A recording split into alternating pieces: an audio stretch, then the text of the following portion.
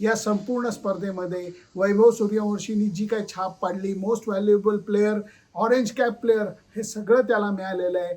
ज्या पद्धतीने सचिन तेंडुलकरनी त्याचं कौतुक केलं आहे. सामना संपल्यानंतर वैभव सूर्यवंशी तिथे होता तेव्हा विराट कोहलीनी त्याच्या खांद्यावर हात टाकून त्याला जे 4 शब्द प्रेमाचे सांगितले आहेत, या सगळ्याच गोष्टी बघताना खूप आनंद होतोय.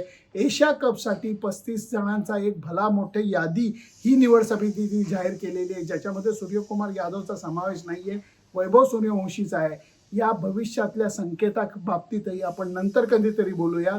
आत्ताच्या घडीला तरी टाटा IPL संपलेली आहे आणि आता इंटरनॅशनल क्रिकेटचा मोसम चालू होतोय. त्याच्या बाबतीत माझे प्लॅन्स काय आहेत 2च दिवसात तुम्हाला सांगतो. कारण टेस्ट मॅच तर मी कधीच सोडत नाही, भले ती इंग्लंड विरुद्धची असू देत, ऑस्ट्रेलिया विरुद्धची असू देत, नाही तर भारत विरुद्ध अफगाणिस्तान विरुद्ध असू देत, मी टेस्ट मॅच कव्हर करायला जाणारच आहे. त्याच्याबद्दल तुम्हाला नंतर सविस्तर कळवीन. पण RCBचा हा विजय तुम्हाला कसा वाटला हे मला सांगा. कारण ज्या पद्धतीचा सातत्यपूर्ण खेळ त्यांनी केला त्याचं मला खूप कौतुक वाटलं.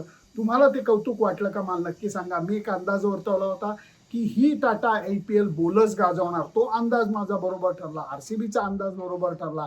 पहिल्या 6 ओव्हरमध्ये आक्रमण नाही केलं तर मग RCBचं पारडं जड होत जाणार, हा माझा अंदाज बरोबर ठरला. त्याच्याबद्दल तुम्हाला काय वाटतं मला नक्की कळवा.